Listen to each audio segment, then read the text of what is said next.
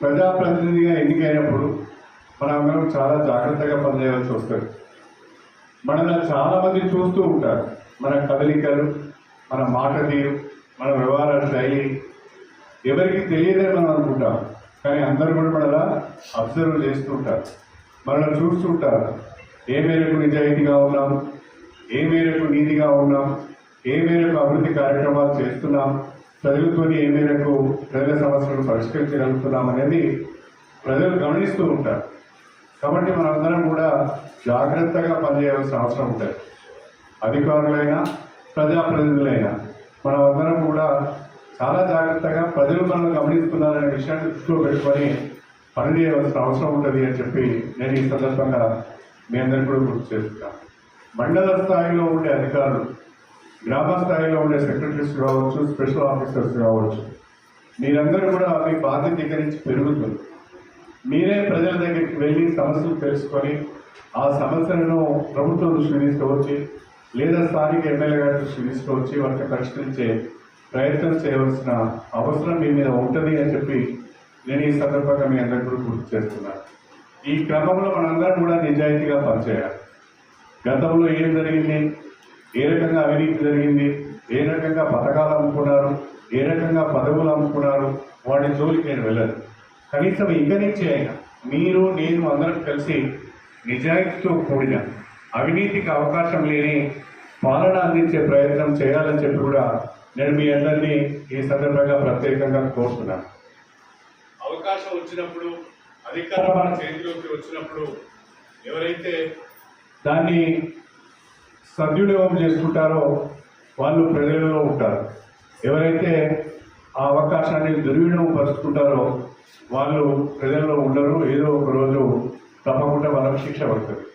కాబట్టి నేను అధికారులను కానీ ప్రజాప్రతినిధులందరూ కోరేది ఏంటంటే, మనకు అవకాశం వచ్చినప్పుడు తప్పకుండా ప్రజలకు కాస్తో కూస్తో మంచి పని చేయాలి. మంచి పని చేసి వాళ్ళతో మంచి అనిపించుకోవాలి తప్ప చెడు అనిపించుకునే ప్రయత్నం మాత్రం చేయొద్దు అని చెప్పి నేను మీ అందరినీ కూడా కోరుతున్నాను. నాకు వేరే వ్యాపకం లేదు, నాకు వ్యాపారం లేదు, వ్యవసాయం లేదు, విద్యా సంస్థలు లేవు. నేను నన్ను ఎన్నుకున్న ప్రజల కొరకు ఏం చేస్తాననే అనునిత్యం నేను ఆలోచిస్తుంటాను. ఆ ఆలోచన కూడా నిజాయితీగా ఉంటే తప్ప ఈ పని చేస్తే ఈ డబ్బులు వస్తాయి, లేకపోతే ఆ పని చేస్తే ఈ డబ్బులు వస్తాయని ఆలోచించే వ్యక్తిని కాదు. గొప్పలు మాట్లాడే వ్యక్తులందరూ ఎంత అవినీతి పరులో నాకు తెలుసు. కానీ నేను ఎన్నడూ కూడా ఎవరి దగ్గర ₹1 తీసుకొని ఎదిగాను. నేను అధికారులందరూ కూడా విజ్ఞప్తి చేస్తున్నాను, మీరు కూడా నిజాయితీగా ఉండాలి. తప్పు పని చేస్తే మాత్రము నా దగ్గర నా నియోజకవర్గంలో అవకాశం ఉండదు. అవినీతికి పాల్పడితే మాత్రము నా నియోజకవర్గంలో అవకాశం ఉండదు. ఆ రకంగా ఎవరైనా ఆలోచన చేస్తే ముందుగానే మీరు వేరే ప్రాంతాలకు మీరు ట్రాన్స్ఫర్ పెట్టుకొని వెళ్ళడం మంచిది. ఇక్కడ పనిచేయాలనుకుంటే నిజాయితీగా పనిచేయాలి. ఇక్కడ పని చేయాలనుకుంటే షెడ్యూల్ ప్రకారం, టైం ప్రకారం పనిచేయాలి. ప్రజలకు అందుబాటులో ఉండాలి. అలా పనిచేసే వాళ్లకు నా పూర్తి ప్రోత్సాహం ఉంటుంది, నా పూర్తి సహకారం ఉంటుంది. కుటుంబ సభ్యులకు అందరం కలిసి పనిచేద్దాం. ఇక్కడ ఏ రకమైన తప్పుడు పనులకు మాత్రం అవకాశం లేదు.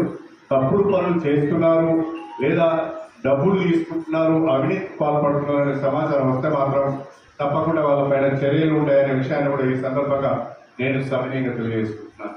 నా పేరు చెప్పి మిమ్మల్ని బ్లాక్మెయిల్ చేయడానికి ఎవరైనా ప్రయత్నం చేసినా అది ఒకవేళ చట్టానికి వ్యతిరేకంగా ఉంటే మీరు వినవలసిన అవసరం కూడా లేదు. అది కూడా మీకు ఈ సందర్భంగా నేను స్పష్టం చేయదలుచుకున్నాను.